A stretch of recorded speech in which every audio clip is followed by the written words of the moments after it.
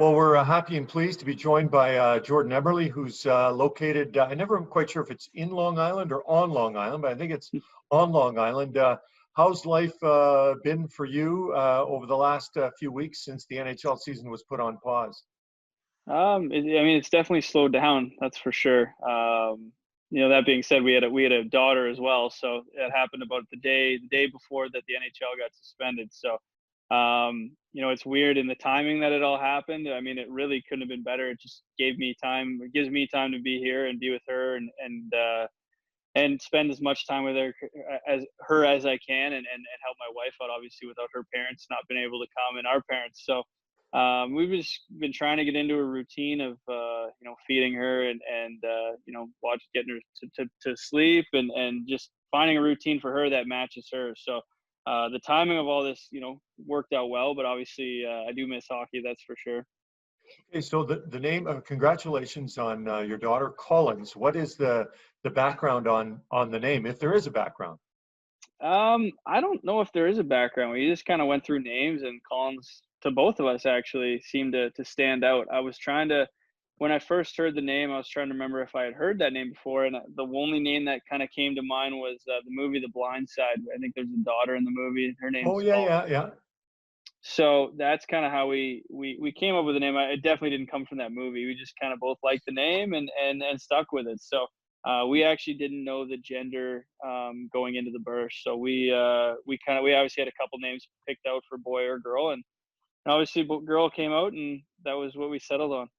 So what's it like being a dad? Listen, I think your career high was 34 goals one season with Edmonton, so we know you got good hands. But what have the hands been like regarding feeding, changing diapers, doing all that kind of stuff?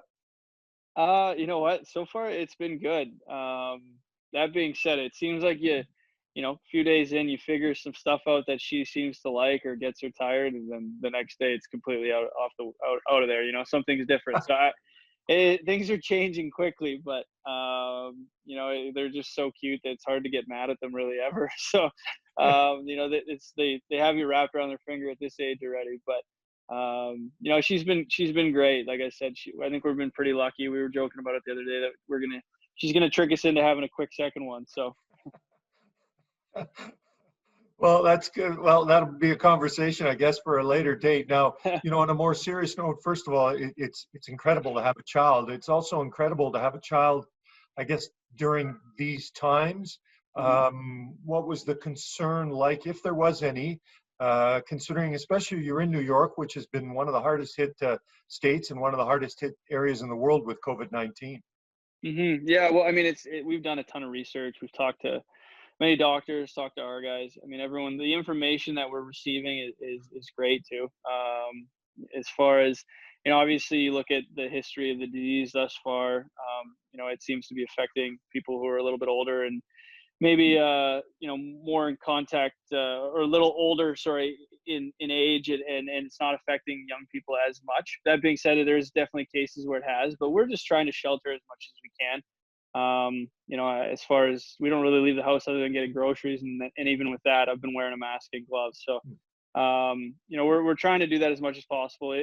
Thank God for FaceTime. So obviously my mom and my dad are able to meet her, and Lauren's parents as well, and my sisters and aunties and stuff. So, but that being said, we've, people aren't going to be able to meet her until she's about 2 or 3 months old. So that's tough. But, I think it's just good that we try and keep her as safe as possible in these weird times. Well, what about, I've talked to different athletes. Some have stayed where they're playing in the NHL. Some have been able to get home, and some are sort of caught in between. Is that where you find yourself?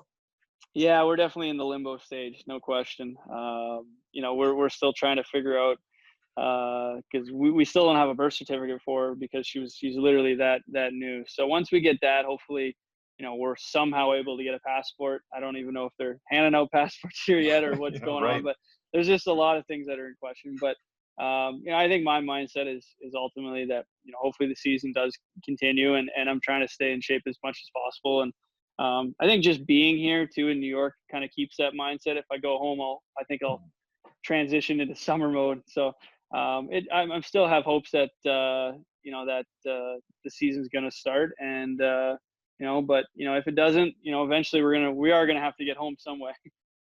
Well, listen, the Islanders were having a bit of a struggle, but you were individually, you were kind of on pace to have a good season as well. How do you kind of combine what was happening for you and also what was happening for the Islanders, who were kind of teeter-tottering in and out of that playoff cut line? Yeah, well, it was a weird time to end for us. I think we had lost 6 or 7 in a row, but, 4 or 5 OT wins and or OT losses and points that we really battled back from. It's funny even talking about this because it seems like it was a long time ago, which it was. I mean, it's a month ago since we played. So, but yeah, we were, obviously struggling a little bit to put up points and climb the standings, but finding moral wins and just coming back from games late, and we seemed to do that the last few games. And but obviously with the season the way it finished, it definitely left us a little uneasy and unsettled, just the way that losing that many games in a row. But we were very much in the hunt. You look at I think if obviously playoffs were to resume and we just went into that, I think we could make a strong case that point percentage would get us in. So we the points that we got in the last few games, as far as just coming back and even getting one in overtime, those are the ones that really turned it around and maybe the points that get us in. So, but it's definitely been an up and down season for us. And much like every team, if we get back to playing hockey, it's going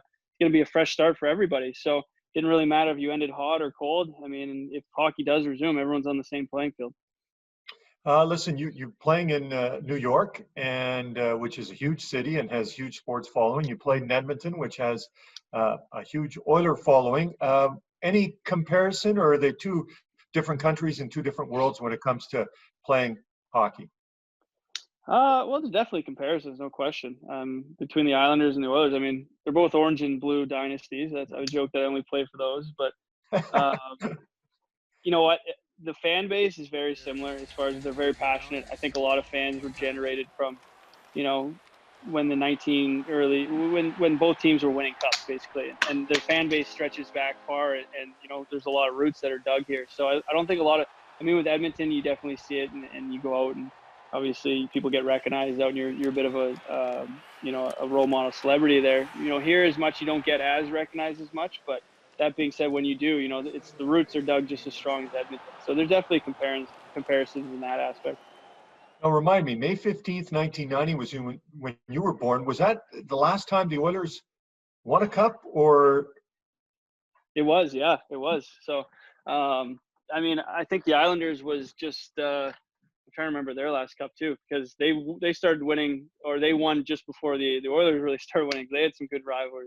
Yeah, you're right about going from one dynasty to the next, the Islanders, then the Oilers. Listen, we appreciate your time. I just got some rapid fire Mm-hmm. questions for you to finish off. Okay, you've scored some huge goals. You can pick junior, you can pick NHL, you can pick the league and the time. Your favorite goal that you scored? I think I have to just pick one. Um, I mean, it's a toss-up between my first NHL goal and the World Junior. I mean, both are significant in different ways. I mean, World Junior, we went on to win, so that was pretty special. Favorite sport that isn't hockey? Golf. Toughest building to play in? Um, I would say St. Louis's rink would be right up there. I seem to not have too much success there. Toughest netminder to score on? Historically, for me, it's probably Carey Price. Okay, you and others would say that. And this one is easy to answer. You might have to try and work into one choice. Favorite dessert? We'll say ice cream. Okay, covers a lot. Listen, Jordan, congratulations on fatherhood. Good luck with New York or getting back to Canada, and hope to see you at a hockey rink sometime soon. Appreciate it, Gene. Good talking to you always.